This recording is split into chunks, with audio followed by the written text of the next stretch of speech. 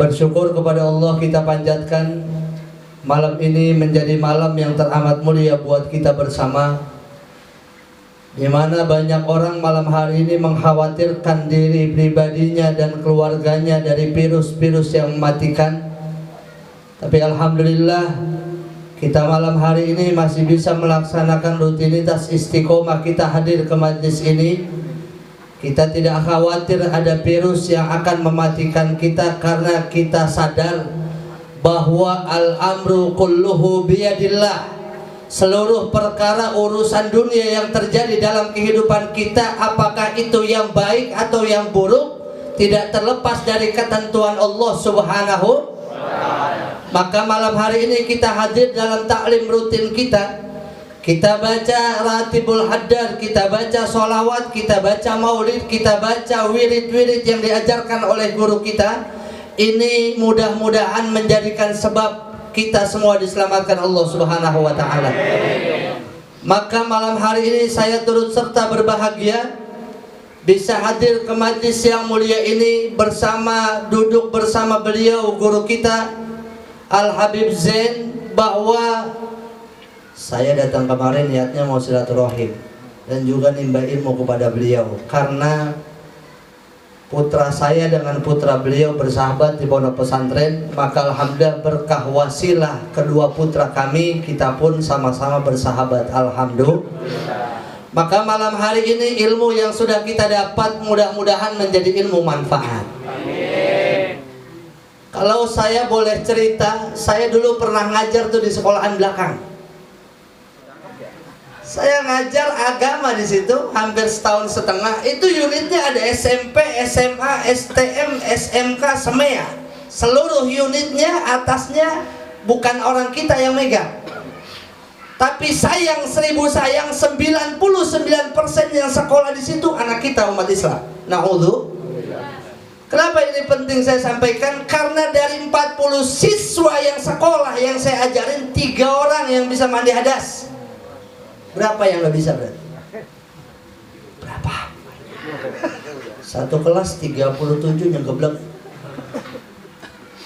Kalau usia SMA tidak mampu mandi hadas besar, padahal sudah usia balik, dia wajib melaksanakan perintahnya kepada Allah. Dia wajib mandi hadas besar, dia wajib berwudu, dia kudu bisa melaksanakan sholat.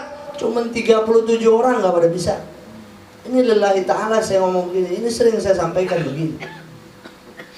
Kalau dalam satu kelas ada 37 siswa dan siswi yang gak paham tentang ilmu agama, ada berapa ratus sekolahan di Jakarta yang generasi-generasi Islamnya gak bisa mandi hadas besar. Ayo pikirin. Tanggung jawab siapa ini? Tanggung jawab kita orang Islam. Bahwa ketika ada usia remajawan, remajawati, dia wajib melaksanakan ibadah. Maka sebelum dia melakukan ibadah, dia kudu paham ilmunya. Ilmu dapatnya di sini, bukan di BKT. Benar apa benar? Ini tempat begini nih yang orang jarang mau duduk.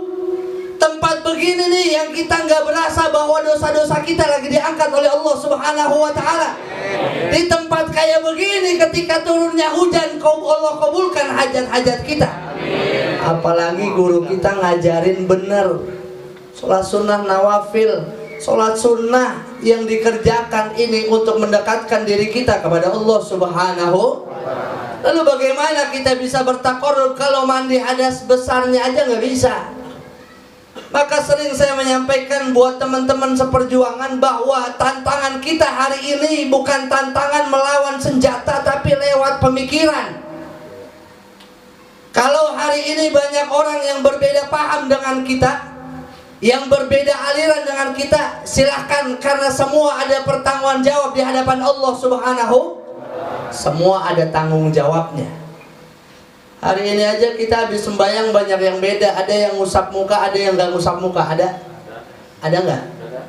Kita yang ngaji kudu paham. Yang gak ngusap muka jangan diomelin. Cuman kalau kita yang ngusap muka diomelin, kita gampang yang ngomelin. Aku ya, Bib. Ini yang beliau bahas kitab At-Taqriratus Sadidah. Dalam kitab yang ringan, kalau kita mengkaji ilmu fikih, sholat itu kata ulama lughatan ad-du'a wa istilahan aqwalun wa af'alun muftatahatun bitakbir wa mukhtatamatun bitaslim. Sholat itu menurut definisi lughah, menurut ahli bahasa, doa.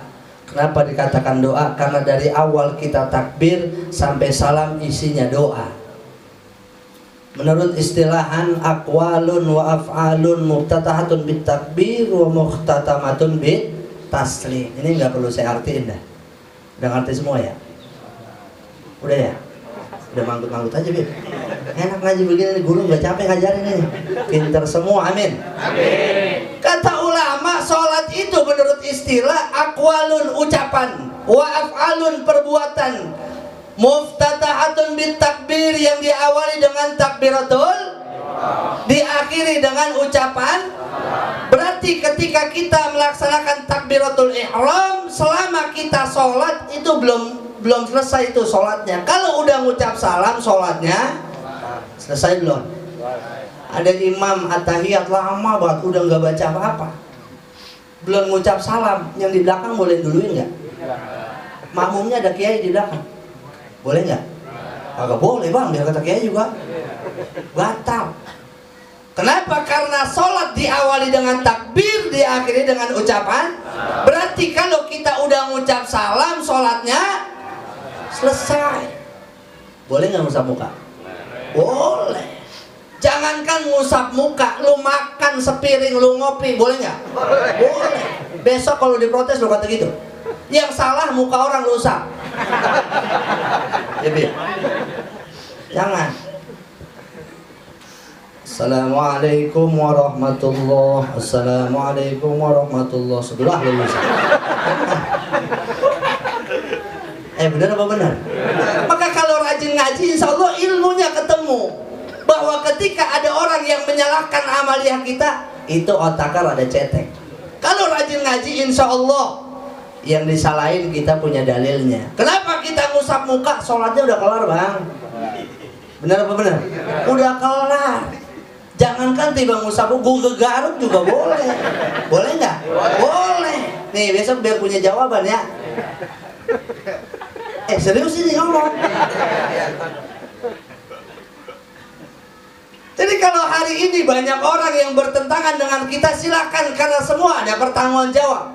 Tapi saya mesen buat teman-teman sahabat-sahabat yang hari ini usianya di bawah 30, bahwa perjuangan kita bukan hari ini.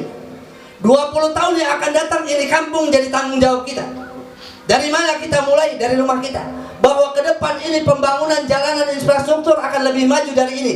Itu di pinggir tol Jakarta Cikampek ada kereta cepat bang. Kurang dari 30 menit nyampe ke Bandung. Ente kalau mau buru-buru ada kereta lewat, lu lompat aja. Nyampe nggak kira-kira? Mampus. Yang kudu kita pikirin bukan infrastrukturnya sebagus apa, tapi bagaimana akidah kita ke depan. Kalau hari ini tidak kita bentengi dengan akidah, saya aja masih mikirin anak saya. Beliau juga masih mikirin anak beliau. Bahwa ke depan tanggung jawab moral kita di hadapan Allah bagaimana. Maka mutlak perkembangan agama Islam bukan hanya tanggung jawab habaib, kiai, guru ngaji, bukan. Majlis taklim bakal sepi kalau nggak ada yang ngaji. Emang bisa Habib ngajar dewek? Bisa nggak? Malam Senin depan abang nggak usah pada datang nih. Jangan pada datang ya. Kira-kira Habib ngajar nggak? Ngajar nggak? Lu takut-takut amat nyautnya. Ini makan ceritanya umpama, ngajar nggak? Lah kagak, mau ngomong sama siapa dia? Bubarin pengajian gampang, tapi tanggung jawab moral kita besok di hadapan Allah bagaimana? Kenapa itu majlis taklim bisa bubar? Karena nggak ada yang ngaji. Kenapa itu majlis taklim bisa hilang jamaahnya? Karena nggak ada yang ngaji. Kita yang dititipi ilmu ini selesai tanggung jawab di hadapan Allah Subhanahu wa Ta'ala. Saya malam Ahad ngajar di Caman itu musola dari 2009. 1 tahun saya off istirahat karena ketika saya datang udah nggak ada yang datang gitu. Jamaahnya umur 5 orang, yang satu budak. Bener ini. Lu nggak percaya gua anterin ke rumahnya. Yang atuh budak kita ngomong, dia doang kalau ngomong pengen didengerin. Orang budak kan begitu ya. Tapi alhamdulillah habis lebaran kemarin hampir ada 15, 20 sampai 30 orang. Alhamdulillah. Artinya tanggung jawab moral orang-orang yang dititipi ilmu seperti beliau guru kita akan seperti apa besok di hadapan Allah ketika beliau dititipi ilmu tidak bisa memberikan kepada orang yang butuh.